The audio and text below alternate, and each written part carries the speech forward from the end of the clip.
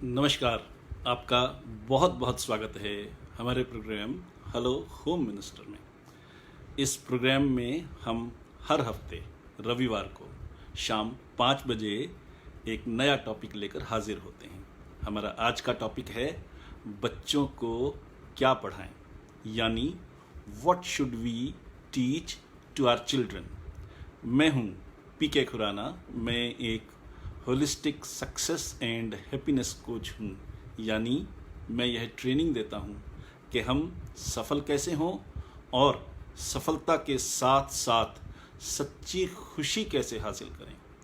Holistic success coupled with genuine happiness, या यूं कहिए कि सक्सेस ड्रिवन बाय हैप्पीनेस। और इस प्रोसेस में मैं दिल से, दिमाग से और आत्मा से कूड़ा चुन लेता हूँ। I am the rag picker of the soul. आज की डिस्कशन बहुत इम्पॉर्टेंट है, बहुत उपयोगी है और यह सही अर्थों में आपको गृह लक्ष्मी बना देने का भी एक बहुत बड़ा गुर है। पेरेंटिंग का एक बहुत बड़ा सबक है जो हम सबको जीवन भर काम आएगा। यहाँ मैं आपके लाभ के लिए एक बात और कहना चाहता हूँ। आप सबके लाभ के लिए गृह लक्ष्मी की ओर से इस प्रोग्राम को रिकॉर्ड भी किया जा रहा है, ताकि आप जब चाहें इसे दोबारा भी सुन सकें, या आप मेरे YouTube चैनल दी हैप्पीनेस गुरु पीके खुराना पर भी इसके रिकॉर्डिंग देख सकती हैं। अपने प्रोग्राम हेलो होम मिनिस्टर के आज के टॉपिक पर बात करने से पहले मैं आपको ये खुशखबरी देना चाहता हूँ कि 19 जुलाई के हमारे प्रोग्राम सफलता असफलता उत्पादकता का वीडियो पहले 24 घंटों में 45,000 बार 45,000 टाइम्स देखा गया और इस पूरे हफ्ते में 4.5 लाख से भी ज़्यादा बार देखा गया। मेरे स्टाफ के लोग इस वीडियो को फेसबुक पे और सोशल मीडिया के अलग अलग प्लेटफॉर्म्स पे पोस्ट करते हैं और वहाँ से डाउनलोड होना, फॉरवर्ड होना, उन सारी चीज़ों की कंबाइंड काउंट 4.5 लाख से भी ज़्यादा पूरे हफ्ते में रही है। अभी भी इसका फॉरवर्ड होना और डाउनलोड होना जारी है। जबकि इससे पिछले हफ्ते का एपिसोड संगिनी, कामिनी, दामिनी का वीडियो अब तक 9.5 लाख बार देखा जा चुका है। यह सब मेरे प्रति आपके प्रेम का परिणाम है और इसके लिए दिल से शुक्रिया। उम्मीद है कि आज का प्रोग्राम भी आपको उसी तरह से पसंद आएगा। अपने सुझावों के लिए मेरा मोबाइल नंबर 6284696674 और मेल आईडी mail@pkk.guru, इसमें कॉम या इन नहीं है, pkk.guru, mail@pkk.guru नोट कर लीजिए। इससे पहले कि आप मेरा नंबर या ईमेल आईडी भूल जाएं, इसे अपने पास सेव कर लें। किसी कारण से तुरंत सेव न हो पाए तो रिकॉर्डिंग को दोबारा सुनकर नंबर और मेल आईडी सेव कर सकती हैं। आप जानती हैं कि यह प्रोग्राम आपके लिए गृह लक्ष्मी की तरफ से पेश किया जाता है और एक्सपर्ट के तौर पर मैं आपका होस्ट होता हूं। आपके ज्ञान और मनोरंजन के लिए गृह लक्ष्मी इतना कुछ करती है। मैं भी अपना समय लगाता हूं, अपने जीवन भर का अनुभव बांटता हूं ताकि आप खुशहाल हों। आपको यह सब बिल्कुल मुफ्त में मिलता है। आज जो मैं आपको बताने वाला हूं वो मैंने किसी स्कूल या कॉलेज में नहीं पढ़ा, किसी कोचिंग में नहीं सीखा, किसी ट्रेनर ने नहीं बताया। जिसने सिखाया उसका नाम बताने से पहले मैं यह भी बता दूं कि मेरा छोटा सा खुशहाल परिवार है। मेरे 2 बेटे हैं, दोनों शादीशुदा हैं। बड़े बेटी की शादी को 10 साल हो गए हैं और छोटे बेटे की शादी को भी 6 साल हो गए हैं। हम सब का एक ही ऑफिस है, हम सब एक ही घर में रहते हैं, एक ही रसोई में खाना बनता है। हम एक जॉइंट फैमिली हैं। मेरी 7 साल की एक प्यारी सी पोती है और हम सचमुच एक खुशहाल परिवार हैं।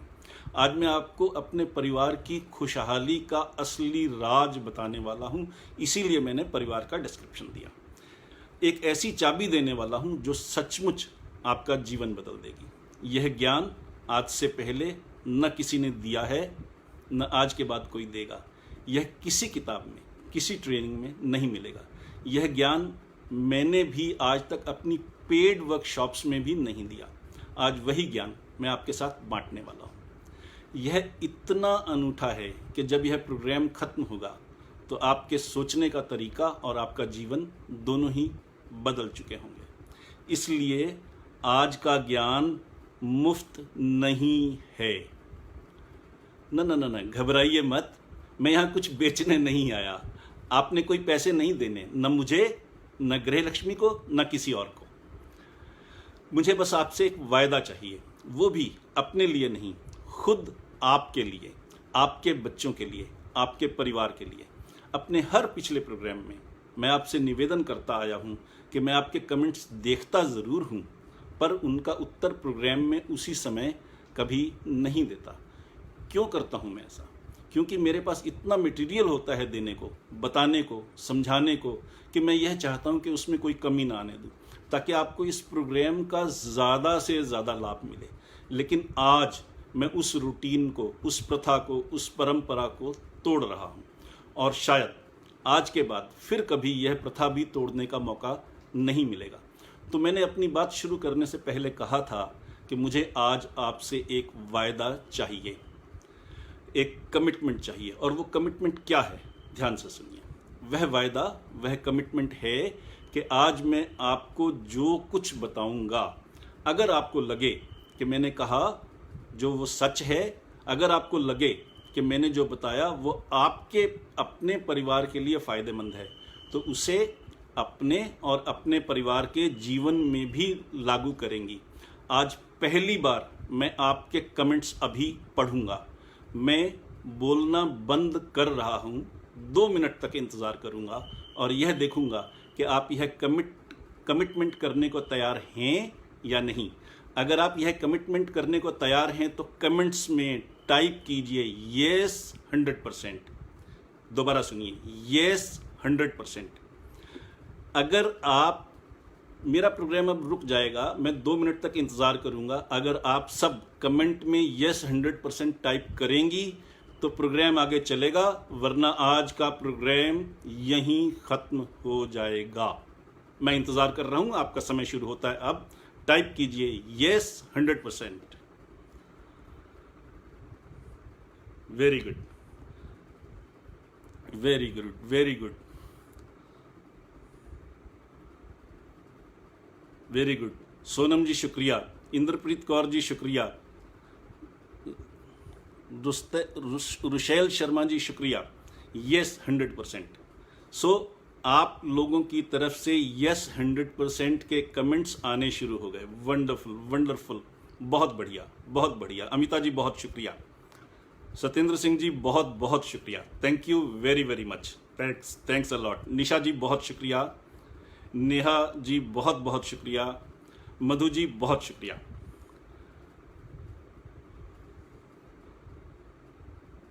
विशाखा भरतिया जी बहुत शुक्रिया। एम के कौर जी आपका दिल से शुक्रिया। जिग्नाशा पटेल जी आपका शुक्रिया। संगीता शर्मा जी आपका शुक्रिया।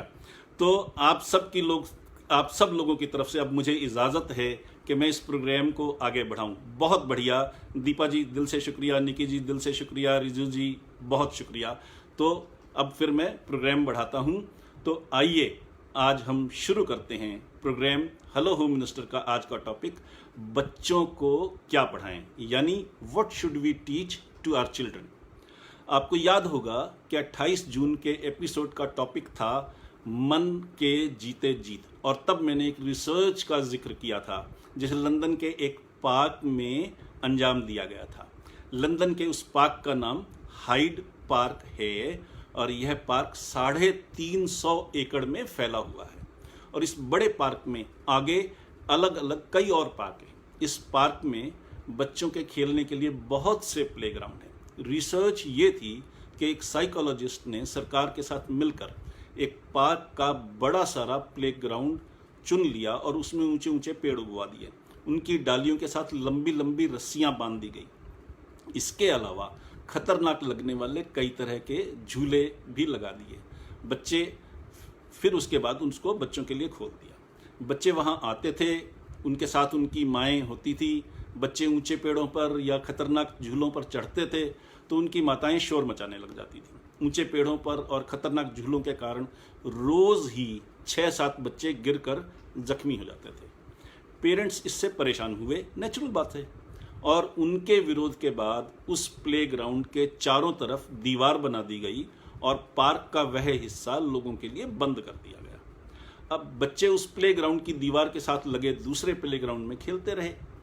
एक बार उनकी गेंद बंद पड़े उस खतरनाक प्लेग्राउंड के अंदर चली गई। उसे लेने जो बच्चा दीवार कूद कर अंदर गया वह काफ़ी देर तक बाहर नहीं आया। अब बाकी बच्चों को चिंता हुई तो उन्होंने दीवार से झांक कर देखा तो बड़ी हैरानी हुई कि वो बच्चा तो अंदर मस्ती से झूले झूल रहा है।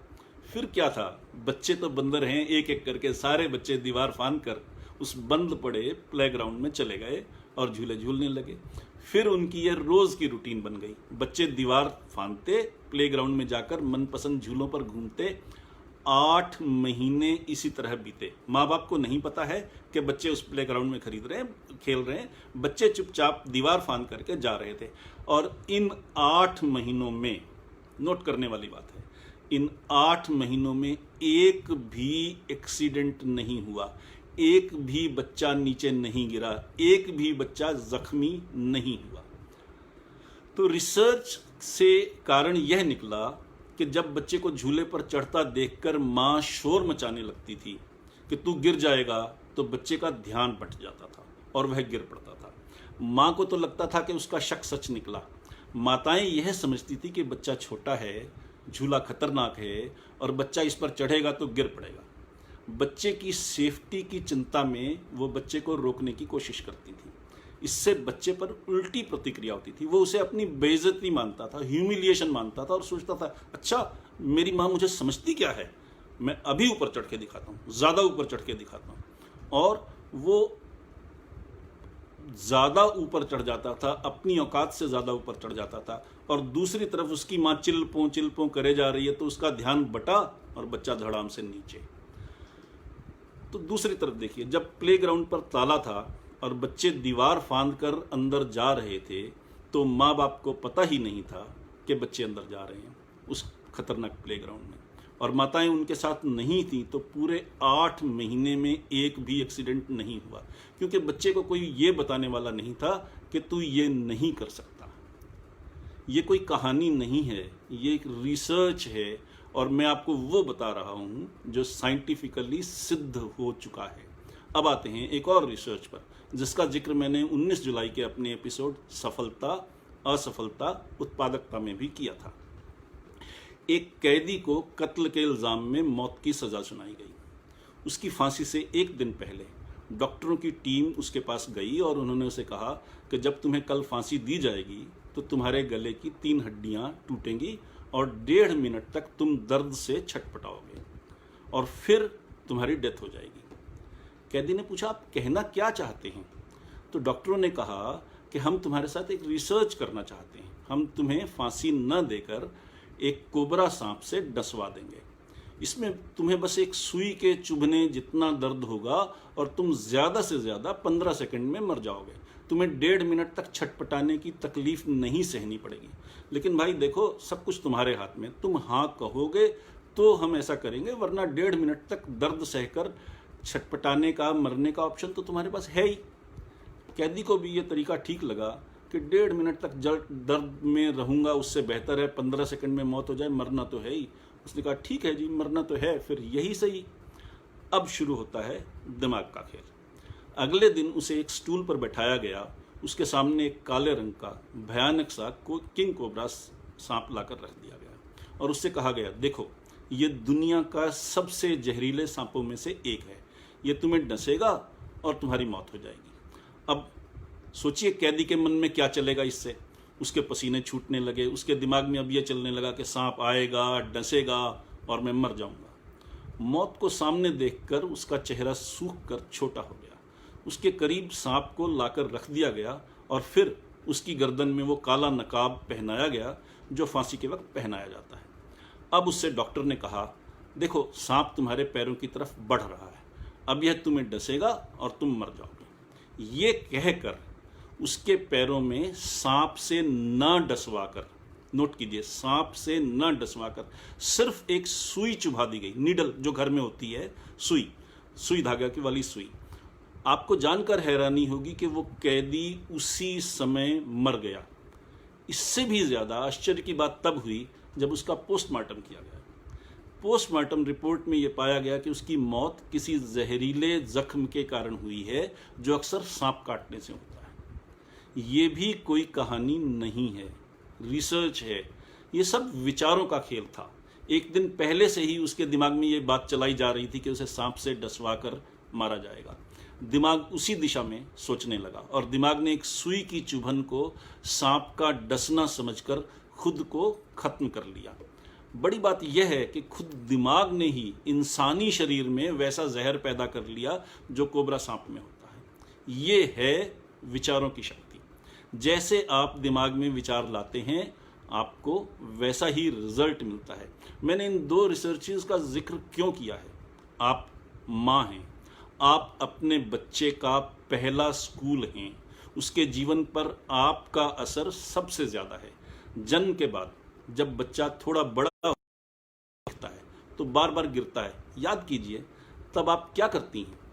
आप बच्चे को प्यार से खड़ा करती हैं, सहारा देती हैं, पुचकारती हैं, हिम्मत बंधाती हैं और दोबारा चलना सिखाना शुरू कर देती हैं। जितने उत्साह से आप उसे चलना सिखाती हैं, उतने ही उत्साह से बच्चा भी दोबारा कोशिश करता है और धीरे धीरे चलना सीख लेता है। अब कल्पना कीजिए कि आपकी जगह कोई और होता जो बच्चे के गिरने पर उसको डांटता, मारता या कुछ और सजा देता, तो क्या होता? क्या बच्चा फिर भी उतनी ही जल्दी चलना सीख पाता? कभी नहीं। वह सिर्फ डर जाता और उसकी बाकी ग्रोथ भी रुक जाती। अब मैं आपको कुछ ऐसे नुक्ते बताऊंगा जो पेरेंटिंग के लिए बहुत ज़रूरी हैं। जैसे ही बच्चा बड़ा होता है, स्कूल जाने लगता है, तो हमारा नज़रिया बदल जाता है। तब हम कंपटीशन में पड़ जाते हैं। कितने % नंबर आए, कम क्यों आए, बाकी बच्चे आगे क्यों हैं? तब ये सवाल हमारी चिंता का कारण बन जाते हैं। ज़रा सी गलतियों पर हम बच्चे को डांटने लग जाते हैं। और देखिए, बच्चे को कभी हम बताते हैं कि अभी वो छोटा है इसलिए फला काम नहीं कर सकता। फिर कई बार हम उसे कहते हैं, अब तुम बड़े हो गए हो, अब तुम्हें ये नहीं करना चाहिए। हम कितना कंफ्यूज करते हैं बच्चे को। उसे समझ ही नहीं आता कि वो बड़ा है या वो छोटा है। कंफ्यूज्ड बच्चे का आत्मविश्वास खत्म हो जाता है और जाने अनजाने अगर बच्चे का आत्मविश्वास हिल जाए तो उसकी सज़ा वो जिंदगी भर भुगतता है। साइंस की रिसर्च कहती है कि अगर आपका बच्चा आपसे बार बार झूठ बोलता है तो इसका मतलब है कि आप बच्चे की शरारतों पर उसे ज़रूरत से ज़्यादा डांटती फटकारती हैं। बच्चे में अगर आत्मविश्वास की कमी है तो इसका कारण यह है कि आप उसकी कमियों की आलोचना तो करती रहती हैं या उपदेश देती रहती हैं, बजाय इसके कि आप उसको सुधारने के लिए मंत्र दें और हौसला बढ़ाएं। आपका बच्चा अगर हौसलामंद नहीं है तो इसका कारण यह है कि आप हर काम में बिना ज़रूरत उसकी मदद करने लगती हैं, उसे खुद काम करने का मौका नहीं देती। अगर आपका बच्चा बहुत जल्दी गुस्से में आ जाता है तो इसका कारण है कि आप उसके बुरे व्यवहार के बारे में तो उसे तुरंत जता देती हैं, बिगड़ पड़ती हैं, लेकिन जब वो कोई अच्छा काम करता है तो आप उसकी प्रशंसा नहीं करती, तब उसे नोटिस भी नहीं करती या फॉर ग्रांटेड मान लेती कि ये तो उसका फ़र्ज ही था, करना ही था, उसे करना चाहिए ही था। एक और बड़ी बात, अगर आपके बच्चे में ईर्ष्या का भाव, जेलसी का भाव बहुत अधिक है तो इसका कारण यह है कि आप उसे तभी शाबाशी देती हैं जब वह कोई काम सफलतापूर्वक संपन्न कर दे। लेकिन यदि वह काम में सफल न हो पाए पर पहले से बेहतर हो जाए तो आप उसका हौसला बढ़ाना भूल जाती हैं। मैं एक छोटा सा उदाहरण देता हूँ। बच्चा इम्तिहान में पास हो गया तो आप उसे मिठाई खिलाती हैं, पर अगर उसके नंबर 15% आए और वह फेल हो गया तो डांट पड़ती है। यहाँ तक तो फिर भी कुछ ठीक है, पर अब मान लीजिए अगले साल भी वह फेल हो गया। मान लीजिए कि अगले साल भी वह फेल हो गया, लेकिन इस बार उसने मेहनत की थी और उसके नंबर 15% से बढ़कर के 25% हो गए। तो आपको क्या करना चाहिए? ये कहना चाहिए कि नालायक तू दूसरी बार भी फेल हो गया, या ये कहना चाहिए कि शाबाश तूने 10% नंबर बढ़ा लिए, अगले साल दबा के मेहनत करना और पास होकर दिखाना? मेरी इस बात पर गहराई से विचार कीजिएगा। खुद आपकी सोच और आपके बच्चे की ज़िंदगी दोनों बदल जाएंगे। आत्मविश्वास का इतना फर्क पड़ता है कि जीवन ही बदल जाता है। बच्चे के साथ जो व्यवहार हो रहा है वो आप कर रही हैं, आपके पतिदेव कर रहे हैं, परिवार का कोई और सदस्य कर रहा है, या बच्चे के टीचर कर रहे हैं, इसका सीधा सीधा असर बच्चे के फ्यूचर पर पड़ेगा। इसलिए इस मामले में बहुत सावधानी की आवश्यकता है। स्कूल कॉलेज जो सिखा रहे हैं वो रोज़गार की शिक्षा है, नौकरी मिल जाए, एंटरप्रेन्योर बन जाए, अच्छी इनकम हो जाए, वो उस चीज़ की शिक्षा है और वो अपना काम बेहतर कर रहे हैं। मैं जो बताऊंगा उसका संबंध ऐसे जीवन से है जिसमें स्वास्थ्य है, हेल्थ है, सम्मान है, सफलता है और खुशियां हैं। अभी तक हमने जो बात की उसका ज़िंदगी पर असर पड़ेगा, लेकिन अब जो बात मैं आगे करने वाला हूँ उसका आपके बच्चे पर ही नहीं, आपकी पीढ़ियों पर असर पड़ेगा, जनरेशन्स पर असर पड़ेगा। इसलिए बहुत ध्यान से सुनिए, बार बार सुनिए, इतना सुनिए कि इस एपिसोड का एक एक शब्द आपकी आत्मा में समा जाए। यह ज्ञान मुझे किसी छोटे मोटे स्कूल कॉलेज में नहीं मिला, किसी ट्रेनिंग में भी नहीं मिला। यह ज्ञान मुझे दुनिया की सबसे बड़ी और सबसे अच्छी यूनिवर्सिटी से मिला। मुझे गर्व है कि मैं उस यूनिवर्सिटी का स्टूडेंट रहा, और उस यूनिवर्सिटी का नाम है मेरी अपनी माँ। मुझे यह सारा ज्ञान अपनी माँ से मिला जो मैं आज आपके साथ बांटने वाला हूँ। तो याद रखिए, आप हैं दुनिया की सबसे बड़ी और दुनिया की सबसे अच्छी यूनिवर्सिटी। अपने बच्चे को जो आप सिखा सकती हैं वो कोई और नहीं सिखा सकता। इसलिए यह भी ज़रूरी है कि आपको यह पता हो कि आपने क्या सिखाना है और कैसे सिखाना है। जब मैं छोटा था तो मेरी माँ मुझे रोज़ रसोई में अपने साथ बैठा लेती थी और दिखाती थी कि खाना बनाने से पहले उन्होंने रात को राजमा भिगो कर रखे। जब मैं छोटा था तो आटा घर में ही हाथ की चक्की से पिसता था, मसाला सिल बट्टे पर पिसता था, पापड़ घर में बनते थे, चिप्स घर में बनते थे, यहाँ तक कि गोलगप्पे भी घर में बनते थे। मेरी माँ मुझे वह सब करते हुए दिखाती थी और समझाती थी कि जो खाना हमने 15 मिनट में खाकर ख़त्म कर लिया वह खाना कितनी मेहनत से बनता है। वह खाना अनाज के रूप में हम तक पहुंचाने के लिए किसान का खून निचुड़ जाता है। किसान दिन रात मेहनत करता है, खेत जोतता है, बीज डालता है, पानी देता है, खाद देता है, खरपतवार साफ करता है, फसल की रखवाली करता है, फसल काटता है। महीनों लग जाते हैं फसल तैयार होने में। उस अनाज में किसान का जीवन छुपा हुआ है। और जो खाना हम खाते हैं उसमें पिता की कमाई और माँ का प्यार दोनों छिपे हैं। उसे वेस्ट नहीं कर सकते। मेरी माँ ने मुझे अनाज और भोजन की इज्जत करना सिखाया। खाना खाने से पहले किसान का धन्यवाद करना, माता पिता का धन्यवाद करना और भगवान का धन्यवाद करना हमारी दिनचर्या का हिस्सा था और आज भी है। मेरी माँ ने मुझे अपनी ही नहीं, पिता की मेहनत की इज्जत करना भी सिखाया, किसान की मेहनत की इज्जत करना भी सिखाया और भगवान का धन्यवाद देना भी सिखाया।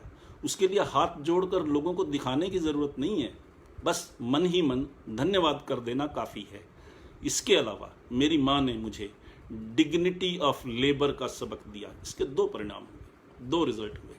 पहला रिजल्ट था कि मैं कभी किसी चीज़ के लिए ज़िद नहीं करता था। अगर मेरे पिताजी कह देते थे कि उनके पास पैसे नहीं हैं इस महीने, तो बात वहीं ख़त्म हो जाती थी, मैं ज़िद नहीं करता था। दूसरी बात जो मैंने बताई वो है कि माँ ने मुझे परिश्रम की महत्ता सिखाई, डिग्निटी ऑफ लेबर का सबक दिया।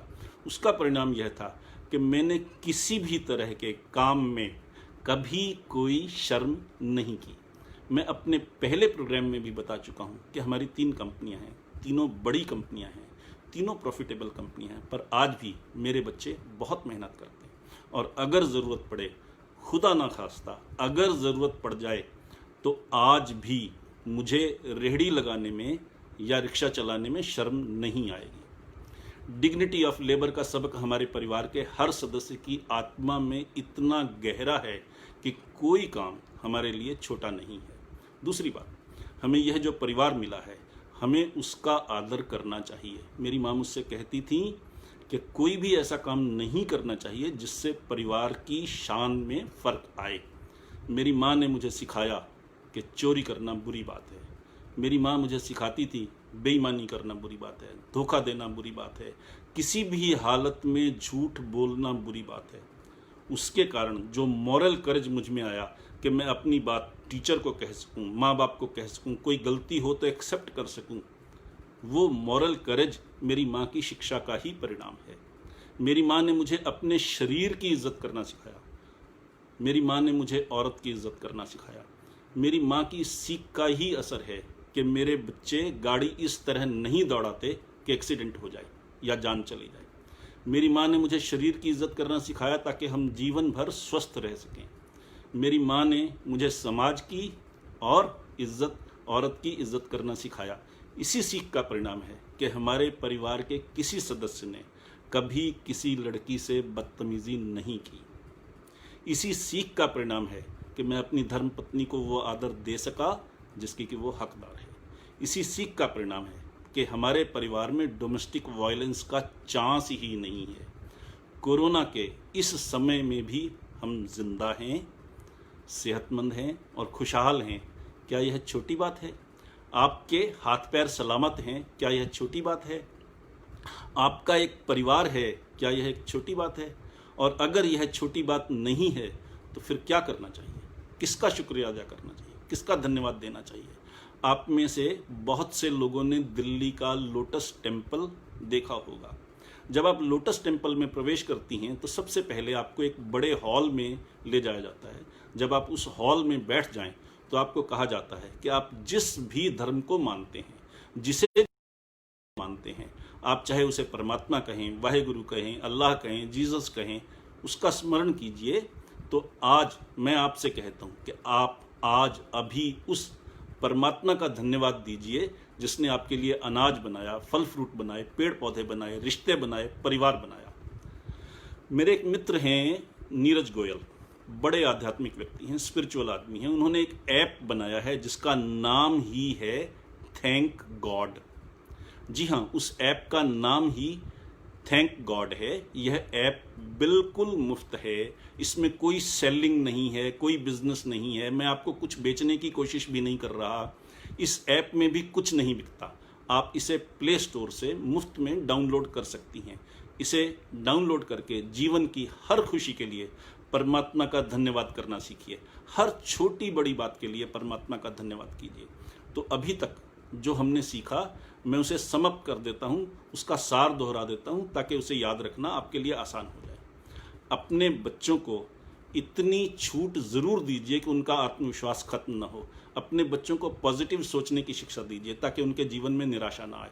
पॉजिटिव थिंकिंग होगी तो कठिनाइयों में भी रास्ता निकल आएगा, चैलेंजेस में भी अपॉर्चुनिटीज़ निकल आएंगी, और नेगेटिव थिंकिंग होगी तो खुशियों में भी समस्याएं ढूंढ लेंगे।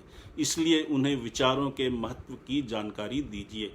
बच्चों के बुरे व्यवहार पर रोक लगाइए, पर उनके अच्छे व्यवहार के लिए उन्हें शाबाशी भी दीजिए। अपने बच्चों को भोजन का आदर करना सिखाइए। आपकी अपनी मेहनत का आदर करना सिखाइए। पिता की मेहनत का आदर करना सिखाइए। समाज का आदर करना सिखाइए। डिग्निटी ऑफ लेबर का सबक दीजिए। अपने जीवन का आदर करना सिखाइए और उस परमात्मा का धन्यवाद देना सिखाइए जिसने हमारे लिए इतना कुछ बनाया है। आप सब ने इतने धीरज से मेरे साथ इतना समय गुजारा, इसके लिए दिल से शुक्रिया। आपके मन में कोई सवाल हो, कुछ पूछना हो, बताना हो या कोई सुझाव देना हो तो आप मुझसे मेरी मेल आईडी mail@pkk.guru पर संपर्क कर सकती हैं या हमारे नंबर 6284696674 पर भी संपर्क कर सकती हैं। इसके साथ ही हेलो होम मिनिस्टर प्रोग्राम का आज का टॉपिक बच्चों को क्या पढ़ाएं अब समाप्त होता है। अपने होस्ट हैप्पीनेस कोच पीके खुराना को अब इजाज़त दीजिए। अगले हफ्ते रविवार को शाम 5 बजे फिर मिलते हैं एक नए टॉपिक के साथ। तब तक के लिए खुश रहिए, स्वस्थ रहिए और जीवन का आनंद लीजिए। नमस्कार।